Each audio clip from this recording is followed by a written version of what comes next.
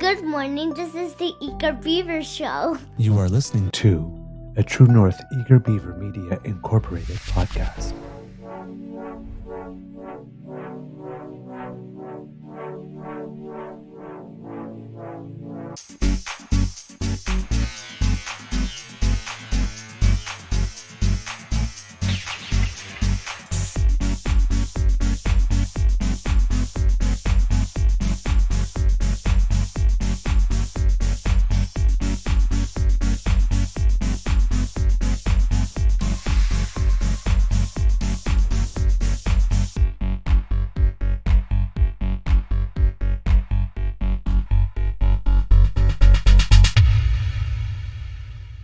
The True North Eager Beaver podcasts are proudly brought to you by our founding sponsors, the Misfit Mysteries from Corvid Moon Publishing, your source for science fiction, fantasy, and cozy mysteries featuring a broad diversity of characters, CanadianTarot.com, your uniquely Canadian online eclectic tarot community, and the Peppermaster, hot pepper sauces made from farm-fresh ingredients to thrill your taste buds and expand your mind.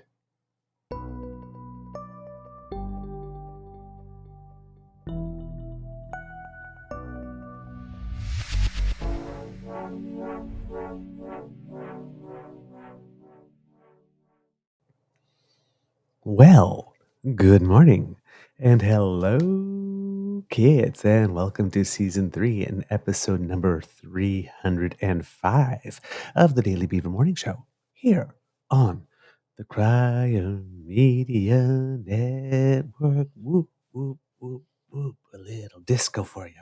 Whoop, whoop, whoop, whoop. Yeah. I'm your host, the Eager Beaver, pronouns he, him, hey, Mr. Beaver A. And, did I say what day it was? Not sure. Today, recording day is Monday, January 29th, 2024. We have, do we have a nibble or a bite today, Mr. Grizzly? I'm working from home today, so we can hang out for a while. So we have, if I don't fall asleep. we have a bite. I see the kids already liking my t-shirt. I would cuddle you so hard. I'm feeling extra snuggly today. A big thank you goes to our podcast founding sponsors, the Peppermaster, the Misfit Mysteries from Corvid Moon Publishing, and CanadianTarot.com. And for some reason, I have a flying buttress coming out of my head right there. So I'm just going to fix that right there. There you go. Because we need to be styling, of course, because the kids demand fashion. Well, and glamour. And with me, as you can hear, is my dear friend, Mr. Grizzly. It's going to be a beautiful day here at the Beaver Lodge. I am a little tired, I have to say, because it's been a very busy weekend. But before we go into anything else, let's ask our dear friend, Mr. Grizzly, how's your mental health doing today, sir? Well, sir, if I wake up between now and noon, I'll let you know. I'm out of coffee, so I'm drinking chai, which is good, but it's not coffee. I forgot to pick some up yesterday, so yeah, I'm very, very, very tired and not fully awake yet. So the jury's out on everything right now. All right, I am awake in that sense. I'm just like body tired. I've entered the period of my life, which is going to be my life for the next 2 months, I'm guessing, where I'm either going to be very rehearsal or show heavy. So for example, Saturday we had a 4-hour rehearsal for a musical, and 4-hour rehearsals are a little long. I usually start checking out around 2 hours and a half. Yeah. And the room in which we're rehearsing is very, very, very cold. Oh, great. And very, very, very echoey. So I've been coming back home with splitting headaches. Yeah. And then Saturday night, evening, after 4 hours of rehearsal, my Beaver Sweetie, the choir with which we sing, from which I stepped back for a while, is doing something called Chantuary over the course of January, where every Saturday night we're opening it up to the community. And we're practicing different types of chant from different types of eras or in different languages. And this week we were doing Romanian chant, So my beaver sweetie was kind of leading it in a way. So of course I First could not language, miss right? that, right? Could not miss that because I had to go and support him. Which had to is, I don't mean had to as in, I have to go. I mean, it's like your beaver Yes, sweetie is doing I something understand. amazing. You have to go, right? Mhm. It's just what you do. It's part of being a good boyfriend. So I did that, and it was wonderful. And then yesterday we had another 4-hour rehearsal for the musical, and there was a production meeting for the As You Like It play that I did not get to go to. And immediately after that 4-hour rehearsal, I had to go to a rehearsal for As You Like It, which fortunately was not 4 hours, was short, but they were back to back, and in both of them I'm singing. So my voice Shot. after 4 hours of dancing and singing, and doing this, I was like, oh man. So yeah, I was a little pooped. I'm feeling it because I'm no longer 26. So Get the hell out of here, really? yeah, but really happy. But it seems that the next 4 or 5 Sundays are going to be like this. So it's just like, oh, Well, Creator, give me strength. But the shows are looking really good. I'm really excited. They're gonna be great. They're really gonna be great. So I can't wait till we get to show them. All right. In the news, I was thinking yesterday, it's like, wow, I don't really have much time this weekend to figure out what's going on in the news to prepare Monday's show. And then before going to bed, I started loading a couple of things for the blog page on Facebook, and then it turns out, oh my God, there was like a metric shit ton of news. wouldn't know. I shut off everything this weekend. I Saturday morning got up, had some breakfast. I did a couple of small odd jobs around the apartment, and then went and met Bridget and her daughter for lunch. Oh, And nice. Bridget and I hopped in an Uber and went to Coena, which is a spa at a hotel in Aylmer. It's only 4 kilometers from her place, so it's really close. So yeah, we spent the weekend at the spa. It was kind of Oh, a surprise. She sprung on me, so yeah, it was a good time, and they gave us a suite for a sweet price, and yeah, it was a good weekend. So because I had told her the previous Monday, I said I don't want to do anything this coming weekend. She goes, "What do you mean?" And I go, "I haven't." I said, "Other than the weekend we went to Le Nordic, I haven't had a weekend off. I've worked every single weekend, just doing production stuff and that. And I said, I need a break. I need a weekend off." So she's like, "Okay, would you be amenable to me doing something for you?" I'm like, "Sure." So she took me to the spa. So it was a good weekend. oh, Yeah. how wonderful. That's love. Oh yeah. Yeah. I love love. Yeah. Yeah, it was a much needed relaxing weekend, going from the cold dip pool to the hot tubs to the sauna to the Himalayan salt rooms. Yeah, it was cool. It was really cool. Oh, cool. All right. No, I did bump into two people last night who had attended Ooh, yes. the Yes, the service. state funeral for Mr. Ed Broadbent. Did you know it was open to the public? I did not know. Neither did I. And they told us, they said, yeah, it wasn't widely announced, but it was open to the public. I'm like, well, I would have went had I known. They're like, yeah, I thought it was a closed thing. But they're like, no, anybody could show up. You Oh, had to well, put your then name on a list and prove who you were, of course. But yeah, for that security purposes. changes a lot. Well, it makes sense that it would be open to the public for Ed Broadbent. He would have wanted it that way. Well, That's who yes, he yes, was, yes. right? But you see, the reason that changes a lot, that's a bit of information I did not know, Oh, is because there was a lot of people in attendance at that state funeral. Now, normally, a leader of an opposition party doesn't get a state funeral mhm. at Well, all, yes, right? But Ed Broadbent was so key. loved. Yeah, Loved number one, but played a key role in the development of the nation. I mean, up until yes. Jack Clayton, Ed Broadbent was the member of the NDP who had gotten the leader of the NDP, I should say, who had gotten the most seats in Parliament. And the NDP does play a very, very special and particular role. Well, I should say, did in our system of government. because it seems that Jagmeet Singh is moving the party far, far, far away from Yes. what the NDP's role was. But Ed Broadbent, of the leaders of the party that have played that role, the role that we've come to know and love and respect the party for, and you have to understand that the NDP is a party that a lot of people respected even if they wouldn't vote for them. They Oh, still yes. respected the party because everybody liked, the conscience of basically they often called it the Jiminy Cricket of the nation. Right, the conscience of the nation. And it's gone away from that. And yes, as Kit James does mention appropriately, Leighton got a state funeral as well. Yes. So if you have been a decent leader that has contributed significantly to the nation, you probably will get a state funeral. Oh, yes. You probably will. But yesterday, one leader was not in attendance. Yeah, I wonder who that could have been. I wonder who that could be. So, the leader of the Conservative Party of Canada, Pierre Troliev, decided not to show up. He decided to give an address to his caucus instead, that a lot of media ran with and said, Pierre fires up his caucus. And the first thought in my head was, what, did he throw gasoline on him first? But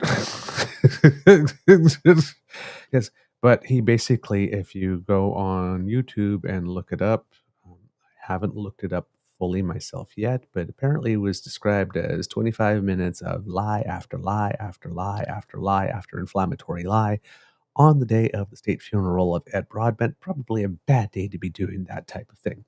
And given that it was open to the public, I'm guessing he could have chosen to be there because the rumor online is that maybe he wasn't invited.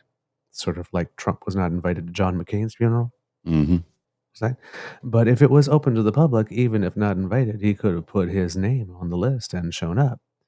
And everybody says, oh, well, crashing a funeral is such a bad thing. But we are talking of the man that decided to attend a first day of Hanukkah lighting ceremony to provide cover for himself for the fact that he was really participating in a $1,700 a plate fundraiser on the same damn night that he prevented every single Jewish MP in the House of Commons from spending the first night of Hanukkah with their communities or families. Well, So it's not like he'd be against crashing a funeral. Well, not to mention the fact that we can't overlook the fact that he went to that community center and took photos, and it was a community center that he voted against funding for. Not that one. He voted against. Yeah, he voted against funding a community center in Vancouver. He voted against funding the Holocaust Memorial Museum in Montreal. Oh, okay. Well, I guess so. This guy that's going around Canada saying how much he supports Israel and basically crapping on every single Muslim Canadian and Arab Canadian, whether they're Muslim or not, in the process, literally used the Jewish community on that night. Of course he would. As human shields. To say, well, no, I really went to the Hanukkah ceremony, and given that I just happened to be there, I went to a fundraiser. No, you went to a fundraiser. And you used the ceremony so that you could have something to say to the media. Say that you were doing something noble. Yeah. Because if you were really doing something noble, you would have let everybody else also go to those Hanukkah ceremonies. Yeah, instead of voting no against every single item in the budget. Every single one. Including help to the Jewish community during this time. They voted no on every single thing. Every single thing. So this man is a hypocrite of the highest order. Yeah. Highest order. So he was in there and he delivered this speech to them instead of being at the state funeral. So he did partisan stuff. Now, of course, he did partisan stuff on a day that the Prime Minister announced that on March 4th, there will be a by-election in Durham, which is the electoral district that was held by Aaron O'Toole, the leader of the Conservative Party that was defeated, that understood that you go away. Hello, Andrew's here. after you lose. And it seems that the candidate that the Conservatives are running there is Jamil Jivani.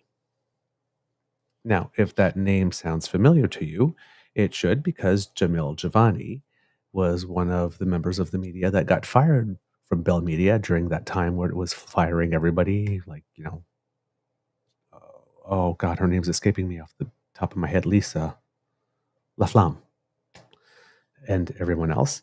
But in Jamil Jivani's case, he was claiming that he got fired because Bell Canada, Bell Media, expected him to behave in a certain way and report in a certain way because he was black.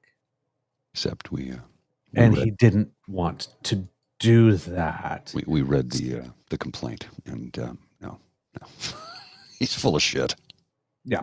So this guy, basically, he said, I believe, what was it that he said here? Hold on, I have it here for some reason. Yes. He claims he was fired because Bell Media had a rigid but unspoken vision for how black people should fit into the company, that Bell wanted him to be a token beholden to the company's identity politics, that on Canada Day they asked him to talk about how Canada was a terrible racist country, and he refused, and blah, blah, blah, blah, blah. And he launched a lawsuit against them, claiming that that's the reason why they fired him. Now, of course, Bell Canada, or Bell Media, I should say, says the reason for which he was fired from his past job was because A, his former employer allegedly had serious concerns regarding his failure to respect Bell's DEI principles as set out in its Code of Business Conduct and different DEI initiatives, including his open disdain for the company's effort to promote diversity, equity, and inclusion within the organization. Because he invited guests to his show who espoused anti-vax views and spread false information about the necessity and efficacy of COVID vaccines and alternative therapies such as hydroxychloroquine. Because he demonstrated gross and intolerable insubordination and a disdainful attitude towards his manager by alleging she had leveled baseless smears against him, just like he alleged that the company. And because of declining ratings. So, two different versions. Yeah. Now, how would we maybe have something to help us decide as members of the public who might be telling the truth? Well, it seems that all the leaders have been addressing their caucus because today Parliament resumes. Mm-hmm. So most leaders have a little get together with their caucus, give them a little pep talk, that kind of stuff, right? So Mr. Singh did it. Mm-hmm. Mr. Trudeau did it. Mm-hmm. Mr. Poilievre did it. On the day of his Broadbent's funeral. Yes. Now, when Mr. Trudeau did it, he made a comment about the by-election. Yeah. And said that Pierre Poilievre had a twofer running in the election. And that twofer was that he had an ideologue and an insider. Member of the media, clearly an insider. Mm-hmm. And as we're going to see by what comes next, most definitely an ideologue. So the Prime Minister told the truth. Now, the Prime Minister made these comments back to back. Mm-hmm. Pierre Poilievre has got a twofer, an ideologue, and so Mr. Jivani decided to take that thing twofer. Guess he's been watching a lot of 30 Rock. Apparently, which was for people who don't know, was a TV show in the United States for a while. Very sort of satirical TV show about how a television network is run, and Anyway, so, and on that show there was a character named Twofer, Toofer, not Twofer. And for example, one of the jokes in the show is that Alec Baldwin, the boss that was sort of, a little off now and then, referred to him as a twofer because he was black and Harvard educated. Yeah, okay? I get the reference, yeah. All right. So, now, for most Canadians, a twofer is a case of beer. 24 beer. Right? Or a twofer is, well, Two I for the don't know. price of one. Yeah, like if you live in Ontario, there's like, I don't know if it's throughout Canada, but there's a whole pizza chain that's like 2 for 1. Yeah. But basically, they actually have the numbers 2 for 1, but it's still twofer, right? Or, for example, if you're a pot aficionado, twofer is when somebody passes the Dutchie to the left one time, Oh, takes really? 2 toes off, takes 2 hits off it instead of just 1. Oh, never heard that before. You twofered. Found that one in the Urban Dictionary. Hmm. Also, a twofer can mean, it can have a racist connotation if you want to, because, right, a twofer, it can refer to a person who belongs to 2 minority or underprivileged groups and can satisfy 2 quotas, which is why that joke was being used in 30 Rock, because he was Mhm. black Mhm. and Harvard educated, Right. not black and poor or black and, Mhm. but now when you use the word twofer to refer to someone who belongs to 2 minority or underprivileged groups and can satisfy 2 quotas, that necessarily is not racist. Well, Because it's kind of real. I'm a twofer, Yeah. I'm fabulous, and clearly Not all that white. Yeah. I've gotten a little bit of extra pigmentation. It is racist, however, if you suggest that the person has their current job Mhm. because they're fabulous and have a little pigmentation rather than merit. But that's not what the Prime Minister suggested. The Prime Minister said he was an ideologue And an insider. and an insider. Mhm. Nothing to do with his race. But Jamil Jivani, when he did his video, clipped the little Of course. section of the Prime Minister saying he's a twofer, and then pretended he didn't know what the Prime Minister must have meant by that. Of course, if he just kept the video running an extra 5 seconds, right? But he pretends that he just heard that and stopped the video right there and says, "Oh my God." I mean, normally when somebody launches an insult at me like this, we get to the insult, and, or what I think might be an insult, actually, because I don't know yet. I usually keep reading. When I know it's an insult, I stop reading. Mhm. But usually, if I have a doubt, I was like, well, let's see what he's talking about. So he decided to put that clip in this video and then suggest somehow that the Prime Minister had suggested that he was racist and called the Prime Minister names. And of course, Pierre Poilievre really ran with that, and so did all the minions. Now, if Jamil Jivani rings a bell again to you, remember that little video we showed you a couple months ago about Pierre Poilievre showing up on the doorstep of some elderly lady with Michelle Ferreri Mhm. recording it like this. And says like, "Come on, you little lady, tell Pierre what you really think of the Prime Minister." Like this, and he sit there and like this and talked about his father and himself and says, "Well, they're Marxists, right?" Yeah. You know who else was there? Jamil. Jamil Jivani. Hmm. Yeah, he was stumping for him.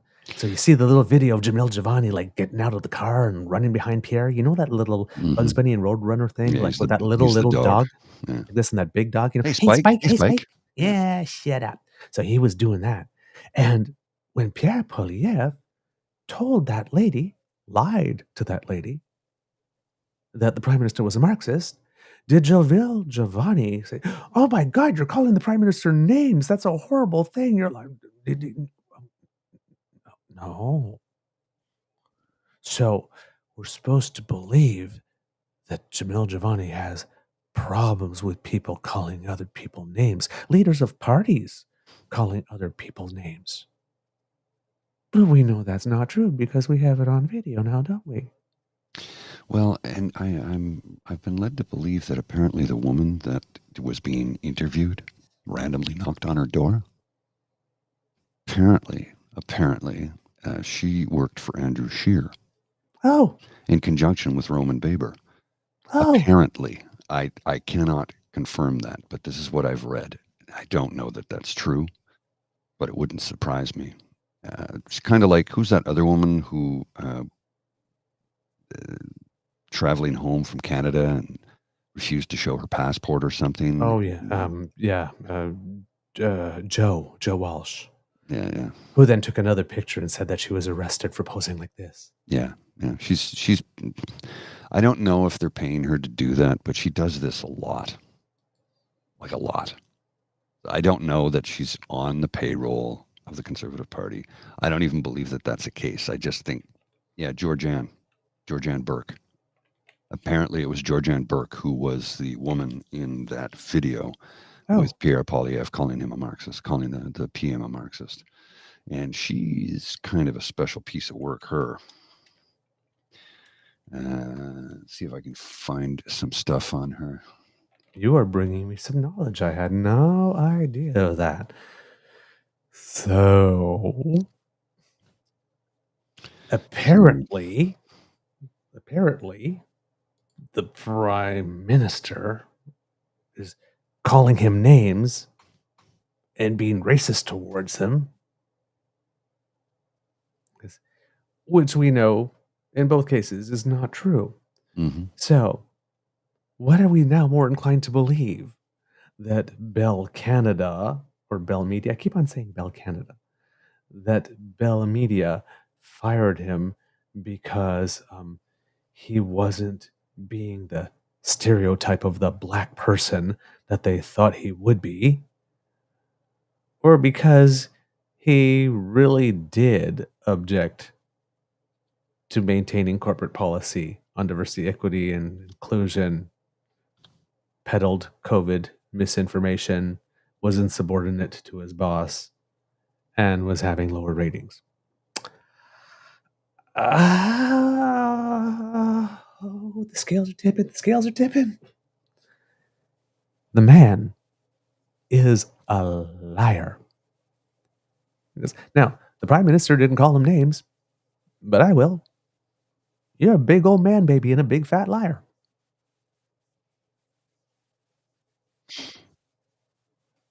Creating videos, whining, Prime Minister call me names. You're a man baby.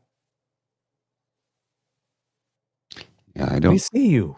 I have the video here. I can't determine if this is Georgianne Burke or not, but this is the rumor. So we'll just show the video. Okay. And everybody can make their own judgment on it. Started putting this country down, and he's going to put it and finally put the nail in the coffin. Not if we can help it. But there's Jamil. Well, they're both Marxists. While going door to door in this video, a citizen appears to be criticizing Prime Minister Justin Trudeau and his father Pierre to opposition leader Pierre Poilievre, in which the Tory responds back by calling both men a Marxist. The viral video has sparked many comments online, including from Liberal MP Mark Garriston, who calls the claim a massive misunderstanding of the term and an insult. But I certainly don't think that Justin Trudeau is a Marxist in a genuine, deep ideological sense. I think it was just used as a pejorative term designed to signal both his economic orientation, which has to do with distributing wealth from those who have more wealth to those who have less wealth, as well as his cultural orientation. Today, some experts are pushing back on Poilievre's statement, who say Marxism, in its traditional sense, is criticism towards capitalism and the conflict between social classes. The term refers to the belief system of Karl Marx, a 19th century revolutionary socialist in Europe.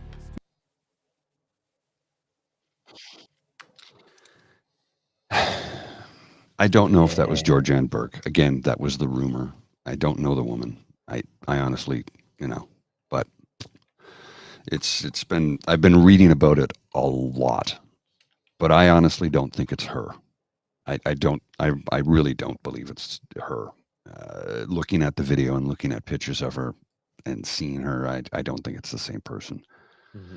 Now, according to something called the Pathway Group, Georgianne Burke is a seasoned veteran of political activities in the United States and Canada, has spent the past 10 years, at the time of this thing being written, in a variety of roles with the Conservative Party of Canada and in the offices of ministers and MPs. Her specific areas of expertise was in outreach to cultural communities, spent 3 years in the office of MP Rob Clark, all that kind of stuff.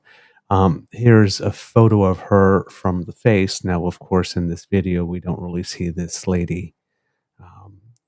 I don't think it's her, to be honest. I really don't. A lot of people are saying it, but I just don't see it. Yeah.